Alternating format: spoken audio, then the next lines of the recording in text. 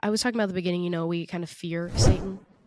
Do you think that we should talk to our kids about having fear of Satan, or how should we go about this? Sometimes kids just kind of develop fears of their own, even if we're not trying to impart that to them. How do we talk about kids and a fear of Satan, or how we should think about him? Yeah, I think with kids especially, but I also find this in adults, but with kids especially, that sense of fear is really the biggest challenge. I mean, kids are scared of lots of things. Yeah. They're little. The world is not in their control, and they don't understand a lot of it.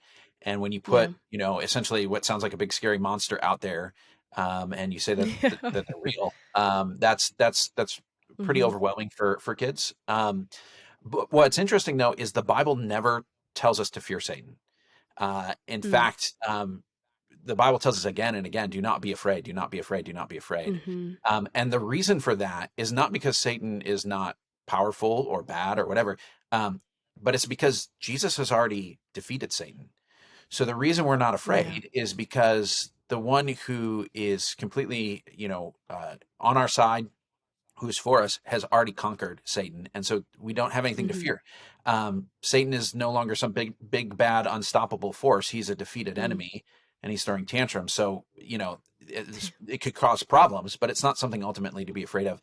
I also think that there is a misconception, and I think this is true among adults too, about what Satan is doing most of the time. I think that he is often Mm. presented as kind of a monster or a ghost from a scary movie, and we think that the main thing Yeah. he's trying to do is scare us or hurt us, like the monster, like the Hmm. ghost. But the Bible has no stories, zero stories, where that is what Satan is doing. What Satan is doing almost all the time is tempting people or lying to people. He's trying to get them to want things or believe things that are not true, and therefore do things that God doesn't want them to do. Mm. That's what he's doing with Adam and Eve in the garden. That's what he's trying to do with Jesus in the wilderness. We don't see stories where he's lurking Yeah. behind a corner, gonna attack you, jump out, or do something. So I think Yeah. kids imagine Satan like he's lurking in the Hmm. dark corners of my room. But Hmm. that's never really like the thing that the Bible says Satan's doing. He's trying to convince us of things that are not true and get us to want things that Mm. are not good. And that's more where the danger actually is from. And those are actually things that are easier to Yeah. confront without feeling afraid.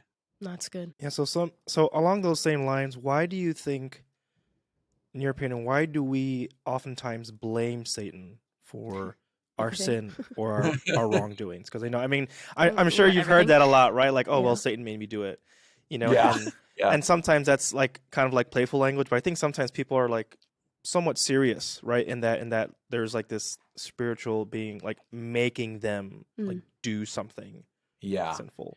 Yeah, and we have that kind of popular image of like the angel on one shoulder and the devil on the other shoulder Yes. and whispering in my ears. Yes. And it's interesting because in some ways that is capturing something that is true. There is not literally a thing sitting on your shoulder, Right. but the idea that what Satan is here to do is to get us to turn away from God and do things we shouldn't do, is true. That's his goal. And so Satan does try to influence us by putting things in our lives that are going to tempt us or mislead us.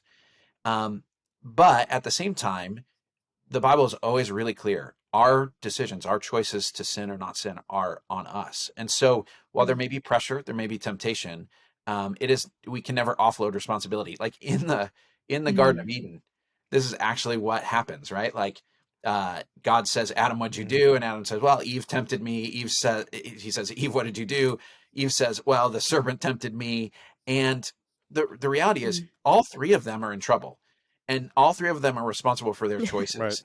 And so you can never say, well, I was influenced by them, so I'm not responsible. So we sometimes say that, but because it's hard to take responsibility, but it's never actually Yeah. true. Yeah.